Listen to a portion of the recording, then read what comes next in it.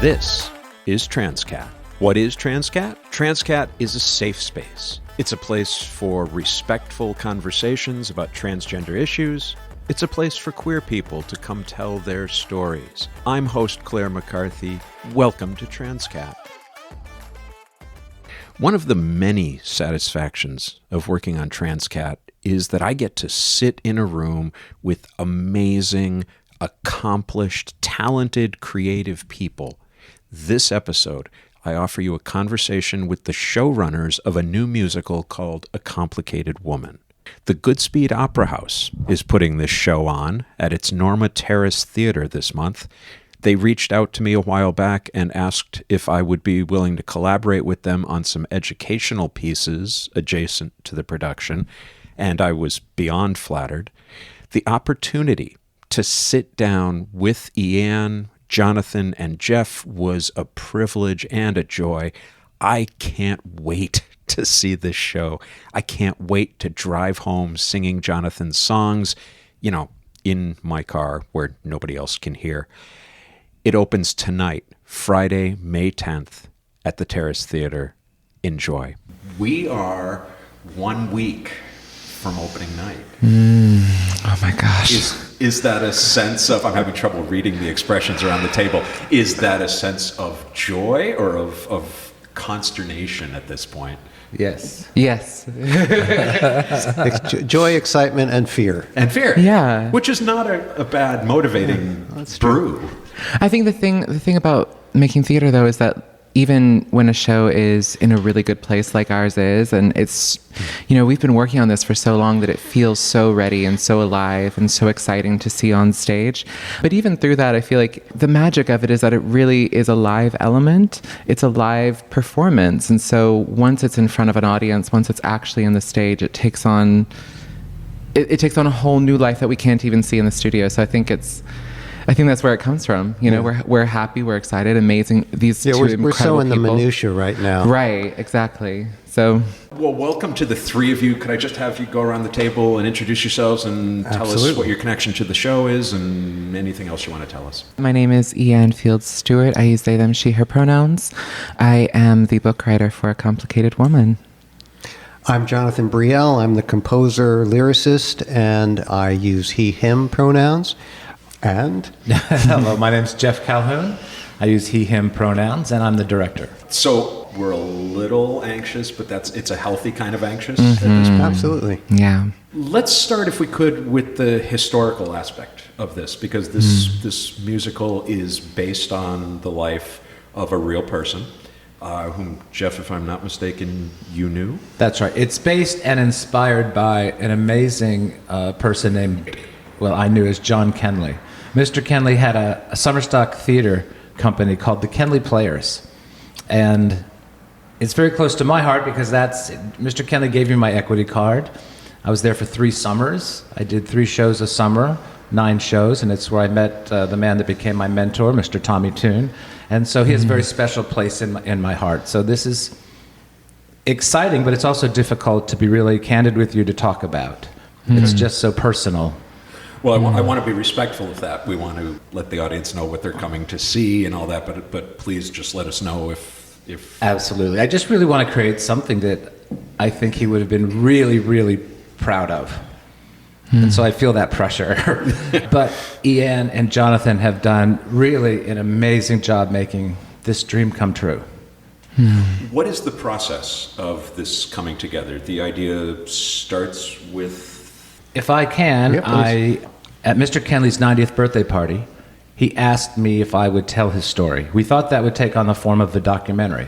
So I actually went to film school, I hired a film crew, and that never materialized because the day we were supposed to go interview Mr. Kenley, I think the family had reservations about him revealing both sides of the coin. Right. If we could say that. And so I kind of put the documentary away, and then years later, Jonathan saw the remnants of that documentary, which is sort of 24 minutes of me cutting together the best I had without the protagonist being in the story. And Jonathan called me and said, I think this sings, and I think this would be a wonderful musical. that's how the journey began, and we met, even though I write book, I knew that I wasn't the right book writer for this. And we met Sam Salmon, who introduced us to Ianne, and we all started working together. And it became really a labor of love, and Ianne and I have grown very close over the years, and we've learned a lot from each other, and continue to do so. How many years has this been in the making? We started in 2018. That's when I first got, Sam reached out to me and sent over the manuscript, and then we met. We all went to dinner with each other and sat down for the first time. And I had said, I love this project. I want to do it. Then my only stipulation is that I want this character that's showing up as sort of a best friend in this text to be a Black trans woman who is joyful from beginning to end and has a beautiful story and an arc. So that was this is Nina May. Yes, that's Nina May. And so that was sort of my end to the story. I was sort of providing a road for me to walk with Kenley through as we kind of found all these memories and moments.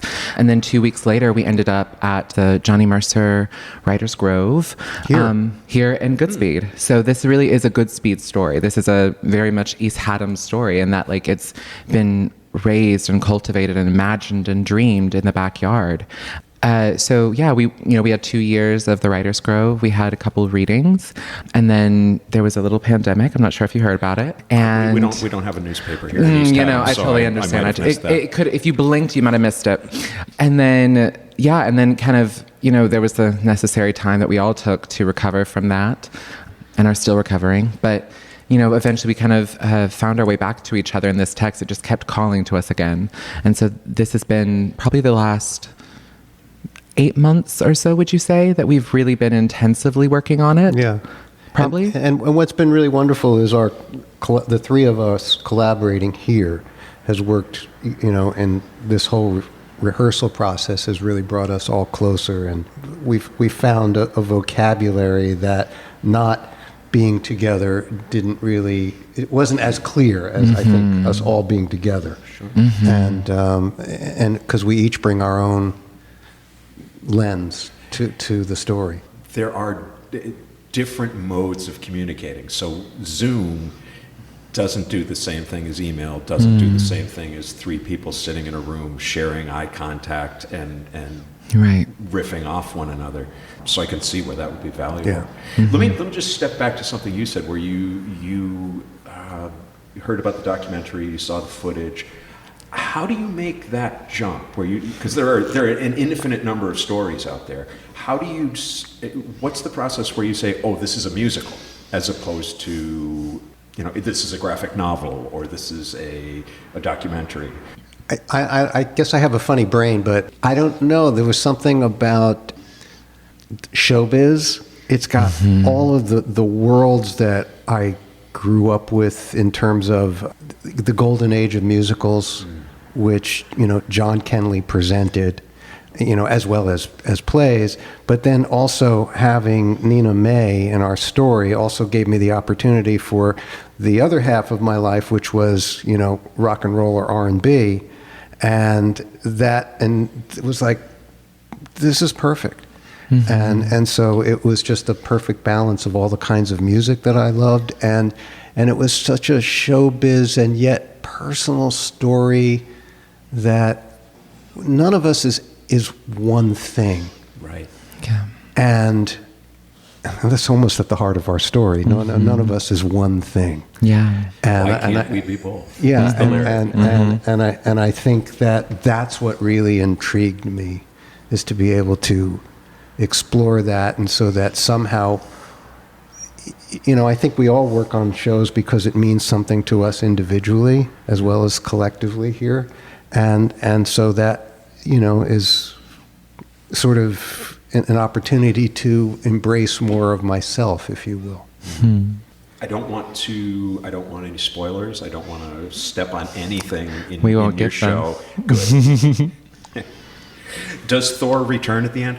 No, sorry. That's not just tossing ideas here. I realize it's late in the game, but without any sort of spoilers, can you give us what the story is? What are people going to see when they come see the show? They will see So we start in the 1920s. We follow John Kenley, Jean, Jay Kenley, however you want to identify them. But we follow them as they are navigating life, as they ascend the ranks of like the Broadway world and becoming a producer with Lee Schubert. We also see them balancing a life of survival sex work with Nina May.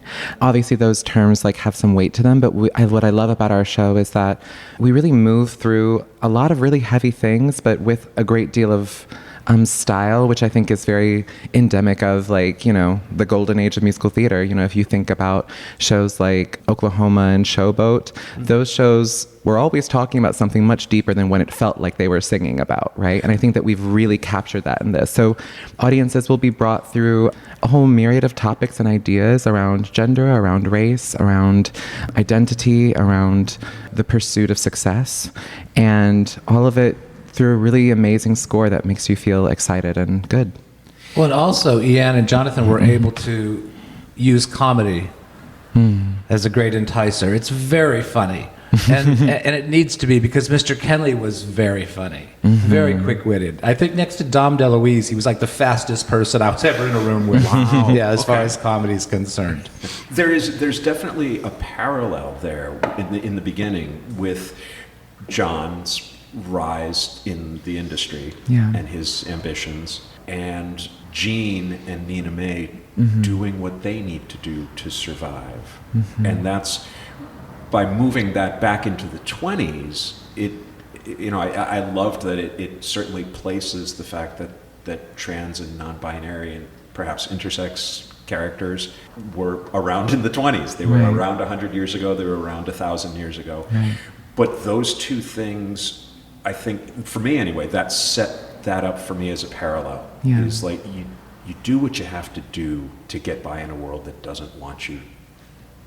Yeah, absolutely. I mean, I think that a lot of what you know, when we were talking about what made this a musical and what made it feel exciting, was that I think typically when we see revivals from the Golden Age, when we just even talk about Golden Age musicals, I think sometimes people can be a little dismissive of them as like, oh, that's from a different time. But I'm like, there's actually so much material there that has not been unearthed, because people just see it as like this razzle-dazzle time, and it's like, but there was so much going on. There was so much that people were talking about that they were trying to talk about but couldn't.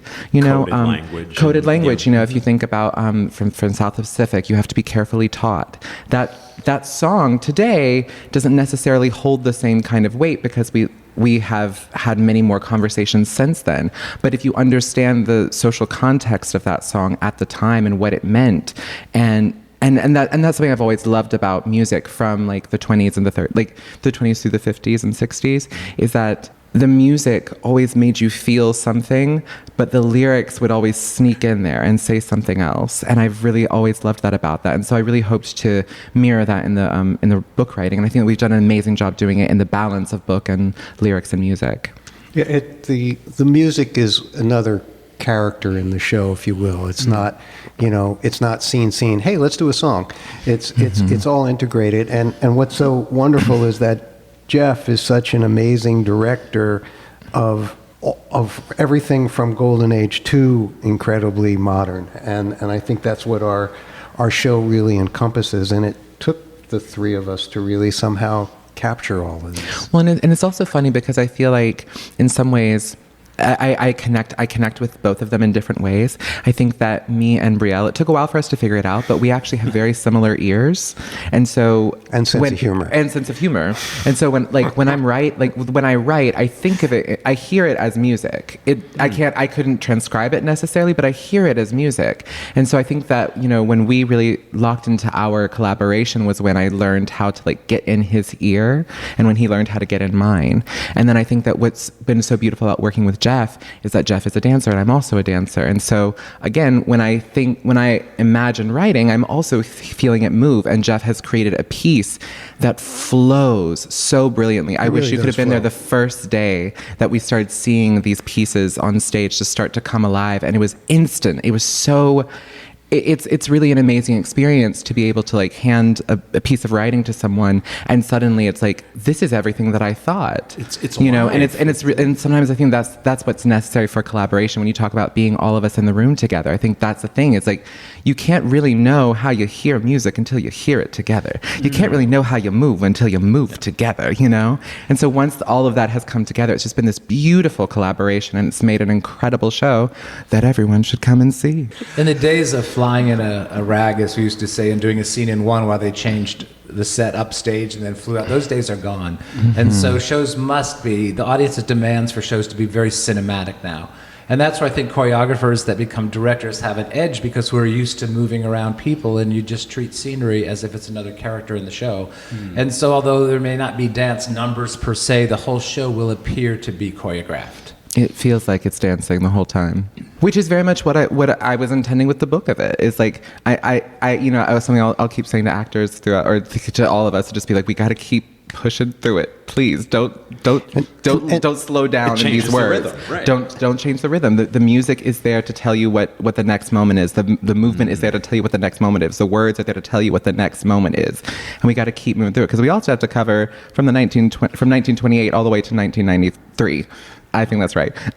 But yeah, so there's a lot of time to cover. So there are three basic. There's the 20s in we start Act 1. We start Act 1 in the 20s. We move to the 30s, and then in Act 2 we zoom through to the 60s, yeah, 60s. and then end the Jay show in the 90s. In the 90s.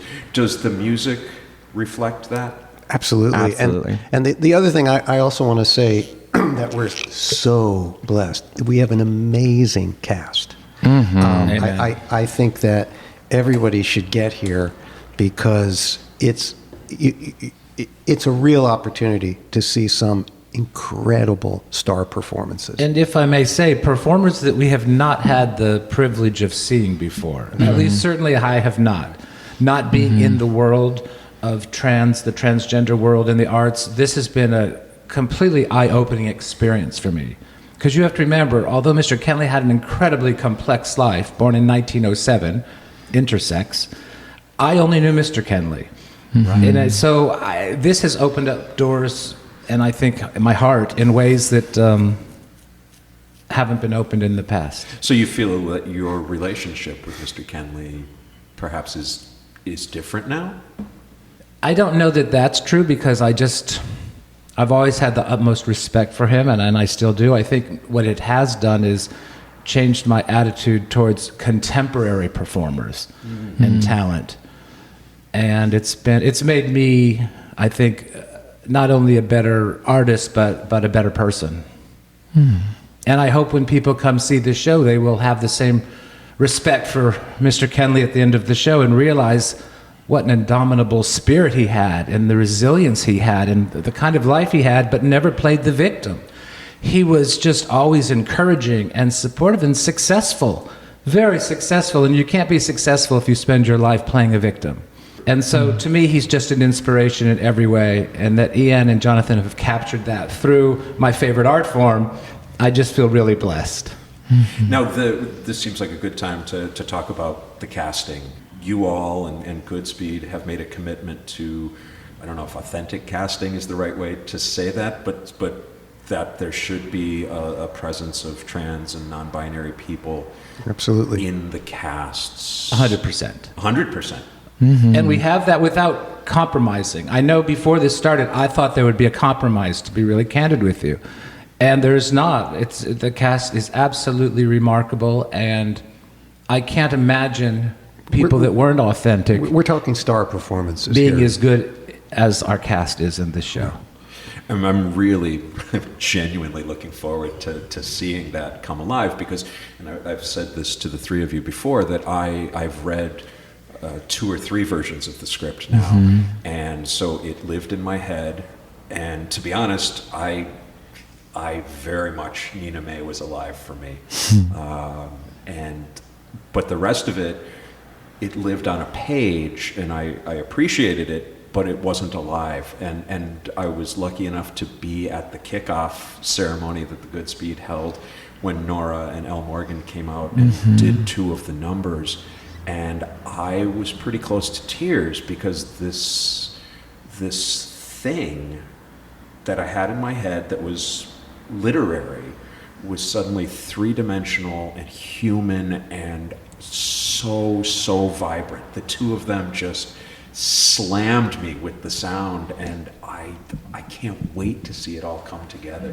You know, it's interesting because for a long time I thought Mr. Kenley should be played by Joel Grey, or maybe Sandy Duncan, or maybe they each split a week. You know, they each did 3 or 4 performances a week. And then Ianne was very adamant that that was not appropriate. And it's still a tricky subject just in the arts as to who you cast as what. But for this show, I was 100% wrong. There's just no way this show should have been... Mr. Kenley should be played by anyone other than somebody in the community that really understands that role. If it had been Joel Grey, he would have been great as Mr. Kenley. And then as Gene, it would have been like Flip Wilson doing Geraldine. And I see that now, but I didn't know that then, you know? Yeah, I mean, I think this is one that's so beautiful to hear.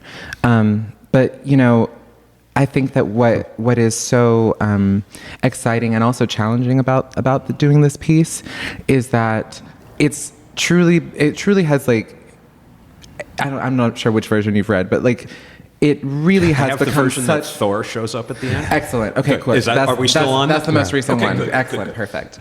No, but like this Lightning, ensemble, the hammer of Thor.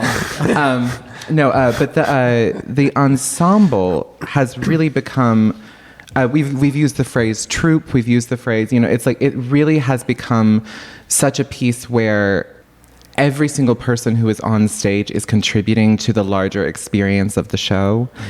There is so much that's about like following the story, but also so much that's literally just about seeing something that we have not seen on a stage before.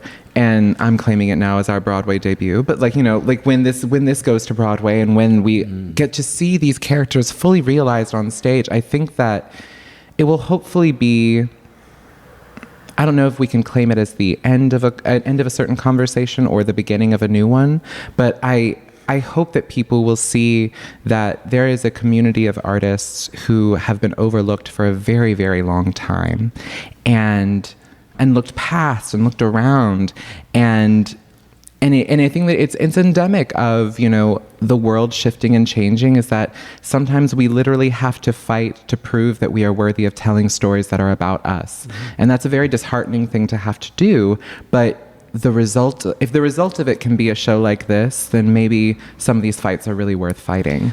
It's also really tricky from a marketing standpoint because we want people to see this, but I just know there are going to be people that are intimidated. They're going to hear something about it and go, oh, well, that show's not for me. And so from a marketing standpoint, I want to encourage people that just love the theater to come because it's not an intimidating experience. It's not alienating. I'm in commercial theater. So my interest is to reach the masses. That really, it's a double-edged sword, doing something this contemporary of subject matter, but not alienating theater goers and having them think it's not for them. Right. What's so wonderful about the book that Ianne has written is that it embraces, by being so specific in the storytelling, it's become universal and embraces the audience, makes, I think, I'm hoping and expecting, embraces an audience, and because of with the style of music, makes people comfortable and familiar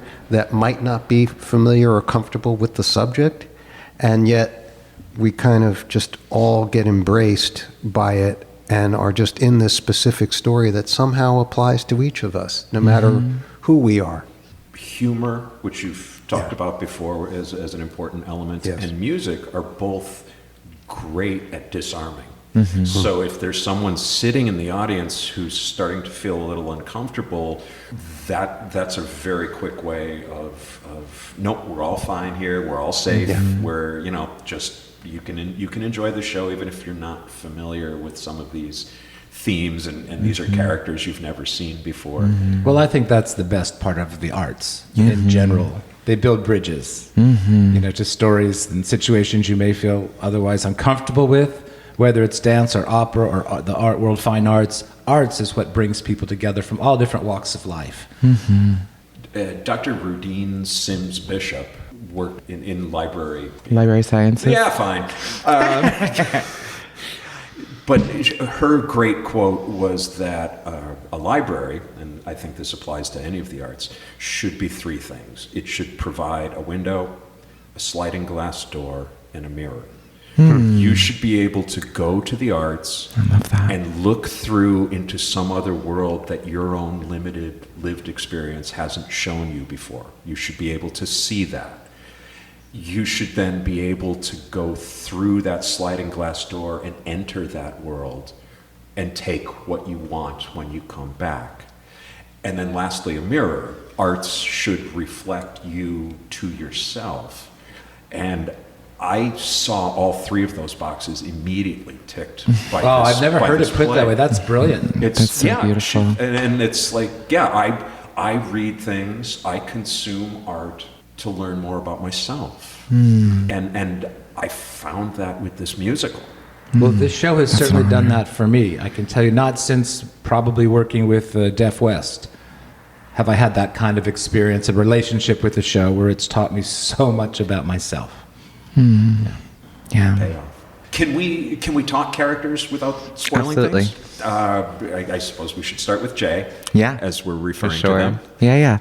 So Jay is John Kenley, also Jean in the show. They are they are John Kenley. So it's like, it's interesting. And it's interesting because I'm always sort of, we don't actually really have the conversation often, but I'm sometimes wondering, I'm like, okay, does Jess see John in this? Or is this now like my sort of interpretation? It's like, it's been interesting to sort of navigate as we've been building it to figure out kind of where my interpretation of John, and like, I've been with this person, for a while now. And so it's like, where does my interpretation come in? Where does like the truth fall? But that's been fun. But either way, they're fun. Sorry. They're a fun character. They're full of life, and they're just constantly ducking and dodging. There's always like some, and they're doing it either through their wit, or they're actually hiding from something, or they're just maneuvering difficult conversations. They're beautiful. Well, it starts, or at least it did the last version I saw. Sorry, I must say, brought to life by the incredible Nora Bridget Monahan, who is just like, she's so special, so brilliant. There's a vulnerability to her that just pours out on the stage, and I love watching her in the show because there are several moments where, like for example in Nina May's titular song Nina May, you're watching Jay watch her, and that is some of the most specific, fascinating, and fun acting as a girl who was kept in the ensemble for far too long. I really value an actor who has learned the ability to react and learned the ability to actively listen and really take in what they're hearing. And so that sometimes those performances are the most exciting ones when they're not even saying anything. So it's just, she's a vision in this role. But please, you were going to say something. And Nora's also one of my favorite actors that I've ever worked with. She has that professionalism and humanity that old school Broadway stars used to have. Right. And I hate to say this, but it's few and far between these days. Yeah. And I really, really respect her and feel so honored to be working with her. We actually made it a concerted effort to build this show around her. We had other incarnations where we split the role of John into more than one actor.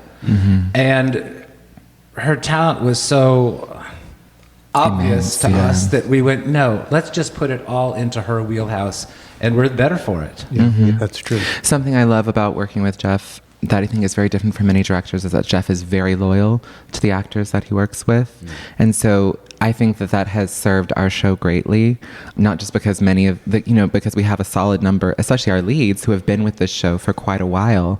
And so they're just more familiar with the material. So when we give them adjustments, they're able to kind of lock it in pretty quickly. And that's inspired, I think, everyone who is new to this to really throw themselves into it. But we have Arewa, who is who is playing Diamond in the show. And Arewa has also played a young Nina May when there was a young Nina May and an older Nina May. And so it's been beautiful to be able to work with actors over and over again as we've developed it, because now they're really part of what we're doing. Well, one of the things that the three of you were saying early on is that by working together, you develop this shorthand where you're writing toward their ear, and you're composing, so that working with the actors with continuities, it makes sense that would happen as well. We all know how to play. It's funny. I met Arlie Schubert in 1996 when he played a Barker for me in Nightmare Alley, and Nora I met here at Goodspeed in the Johnny Mercer Writers Grove, because they were also a book writer, and I think that's also what makes her such a special actor, is that they just understand on a very deep level. And I will say that's true of several of our actors. I mean, Elle Morgan is an amazing actor, singer, and I use the word actor gender-free, by the way. And such an incredible talent as a singer, as an actor, and just so smart.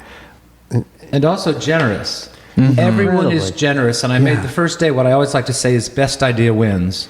So after a scene's over, I like talking to the actors and saying, especially Nora and Elle Morgan, and asking how do they feel about that scene. And they'll say, well, it's hard for me to get from here to here. And hearing them say it opens up my eyes and ears. And then we'll go to Ianne and explain that, and Ianne will say, oh yes, and Jonathan say, oh well, that's good, but maybe I can musicalize it. And it's really that kind of give and take of the theater is truly the most collaborative art form. And it takes a generosity of spirit for a successful collaboration. And you're going to be better for it, better than just one person dictating what everyone's going to do.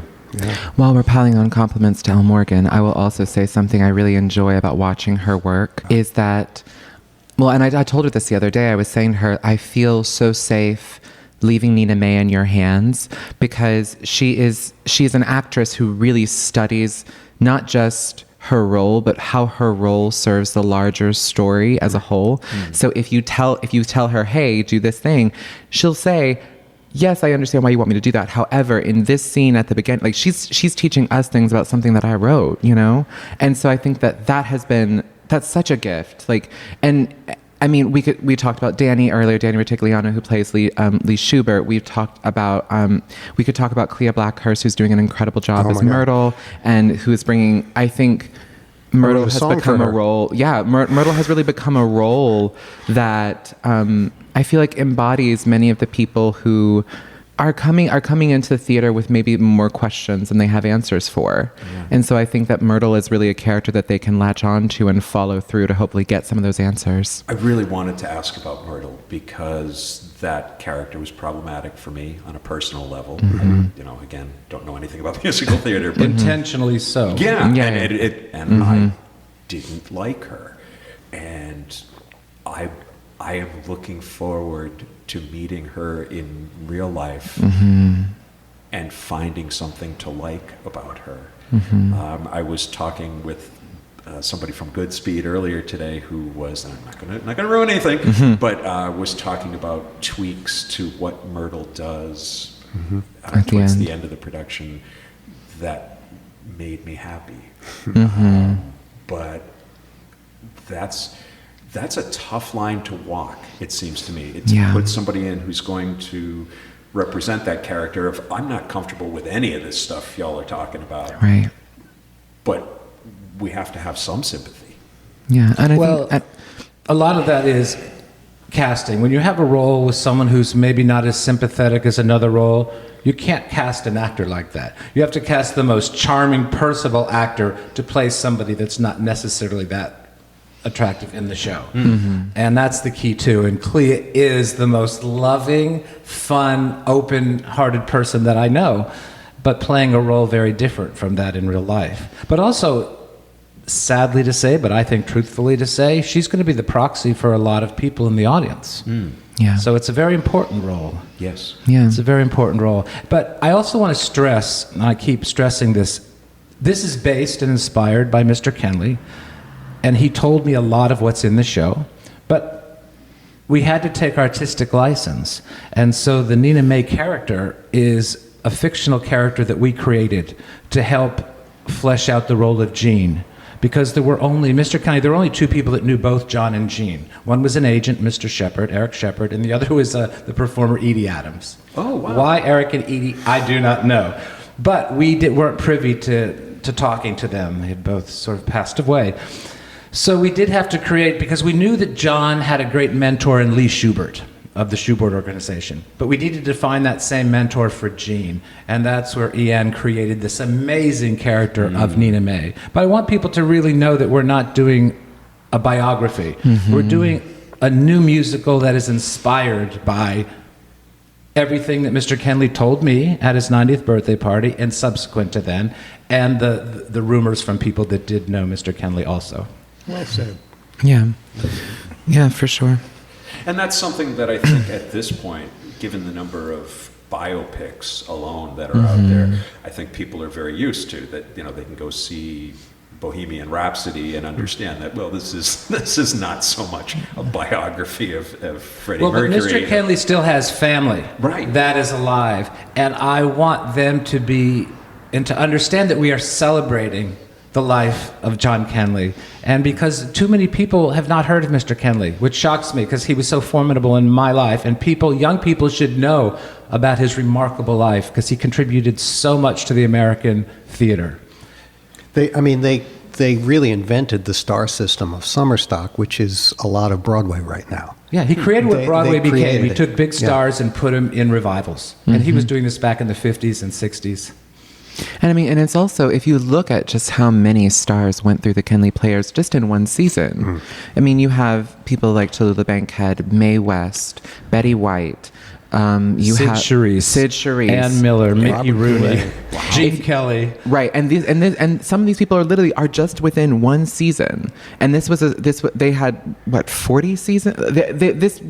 There were many seasons of this company, and to really contextualize, you know, what it would be like to have a theater today that in one season was having people like. I'm not going to embarrass myself and try to do all that. But like, if you take a list of the celebrities that we have today, the big movie stars, and imagine that you could just go to a theater for the price of a movie ticket and see those people on stage, especially when Broadway tickets do not equal the price of a movie ticket today, you know? There's a slight difference. So it's like there's so much in that, like, I mean, there's just so much in this that is such a love letter to theater, a reminder to theater of like, this is someone who made something that we now use today, but it's not nearly as accessible. And John Kenley made it accessible for the everyday person. And that means that there are a whole host of young people who are now maybe older people who their love of theater was inspired by this person.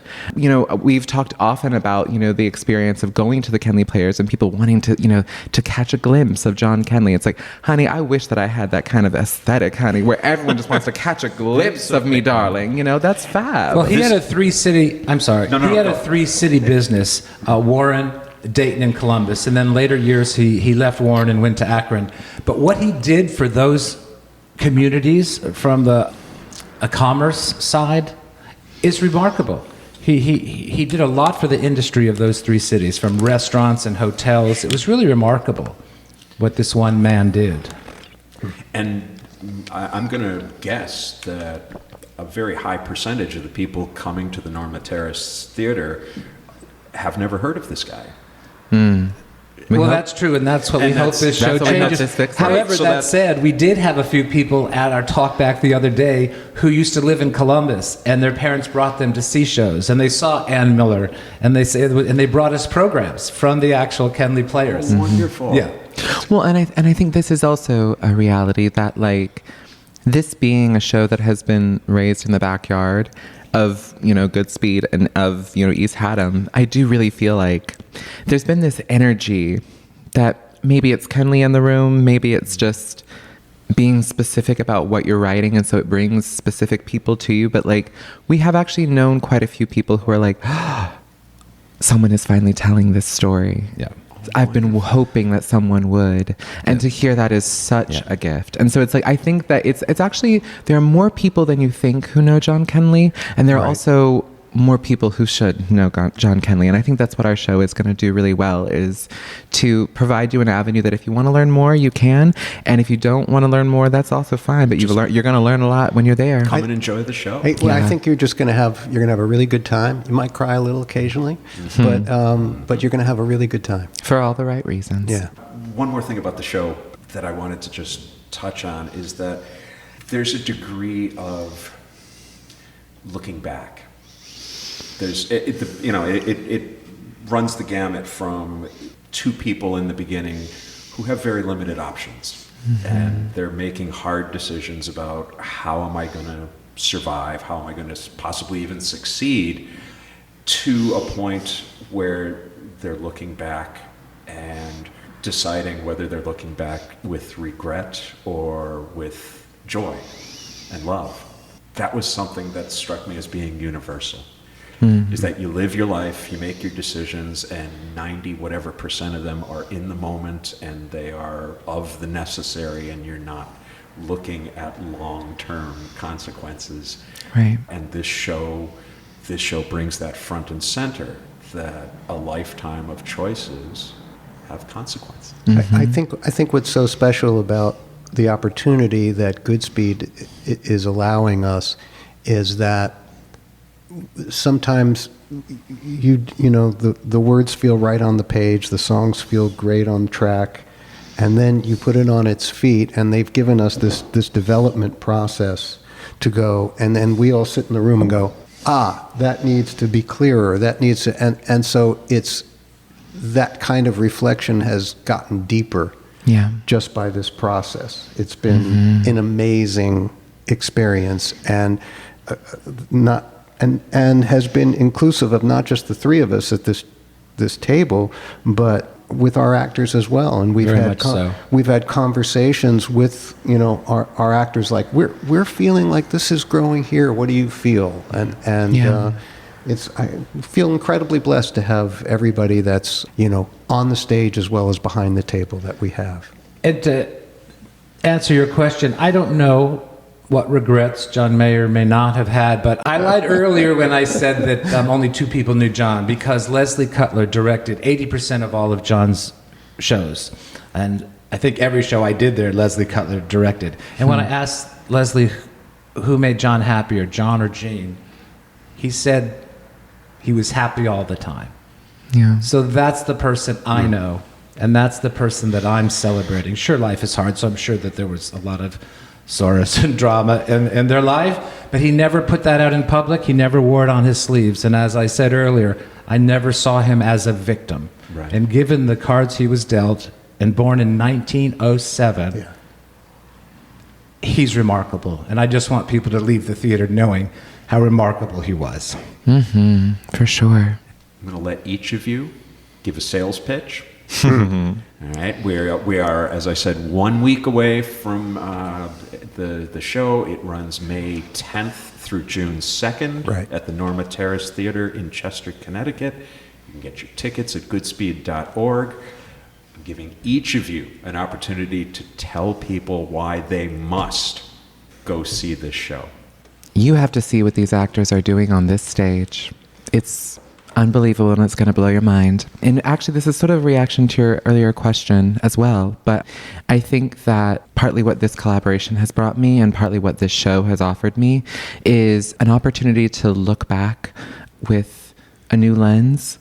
And I think that new lens that we've provided allows folks who come from a couple generations before me, as well as folks who are from my generation, and even folks who are from a younger generation than me, that each of them is able to come into the room and enjoy what they're seeing and hopefully talk about what they're seeing. So I think that if there are queer and trans folks who are attempting to navigate difficult conversations with their families or with their loved ones in whatever way, I hope that this show can be a starter for that. For people who are wanting to learn more about this community, I hope that they will come to see the show. And truly, most importantly of all, if you love theater, you need to see A Complicated Woman. My turn? Your turn. I'm going to be the cleanup here. I would say, as an artist, the kiss of death is finding yourself repeating yourself. And so even though I've been doing this for well over 4 decades, I feel like this is unlike any show that I've done before. So it's new territory, and for me, that's really exciting. So I'd like people come to see something that's not going to be anything that you've seen before, but yet will give you the same comfort for the reasons that you like musicals in the first place. I love that. So many things went through my head as Jeff was talking. You're going to laugh. I wish more had gone through my head. You're going to laugh. You're going to walk out humming the songs, and you're going to feel a lot, and it's going to be a wonderful, warming feeling.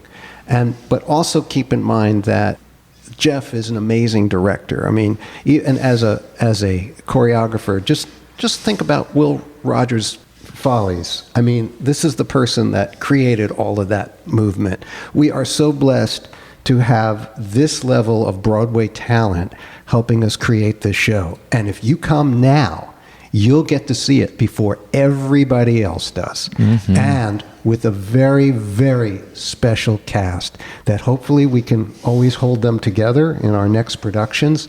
But this one is special, folks, so come on down. One last time then, A Complicated Woman, May 10th through June 2nd, Norma Terrace Theater, Chester, Connecticut. Get your tickets at goodspeed.org. Game night is next Friday, May 17th, 6 to 8:30 at the Studio in Chester, Connecticut. Join Sam, Haley, and me as we play Pictionary. #Death by Bingo. The Pride situation at present is this. Guilford Pride on Saturday, May 18th, Saturday, June 1st in Middletown, Saturday the 8th in Boston, Killingworth Pride on Sunday, June 9th, where I'll be a featured speaker with the incredible Celeste Lacine, Saturday, June 16th in Providence, Rhode Island. Also, the Out Film Festival is running June 14th through the 22nd. The schedule is pretty much locked in place at this point. I'm reaching out to filmmakers to set up live and pre-recorded Q&A sessions.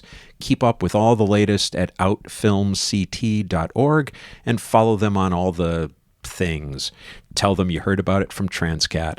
This is Clare McCarthy. You've been listening to Transqat. Thanks as always, and let's talk soon.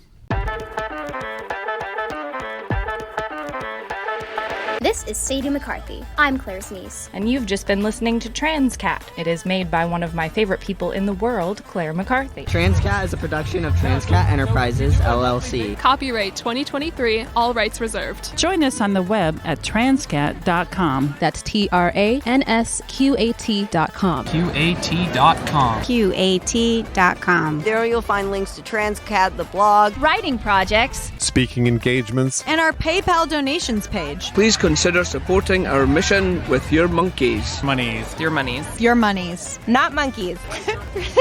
Please consider supporting our mission with your monies. Any monkeys will be gratefully received as well. Follow Transqat on Instagram, Facebook, Twitter, and YouTube. On TikTok, we are at The Real Transqat. Want to tell your story on air? or ask Claire a question. What is the deal? She has all the answers. Or suggest a guest or topic for an upcoming episode. Use the contact page at the website or email her directly at crmtranscat@gmail.com. crmtranscat@gmail.com. And thanks for listening. Thanks for listening. Thanks for listening.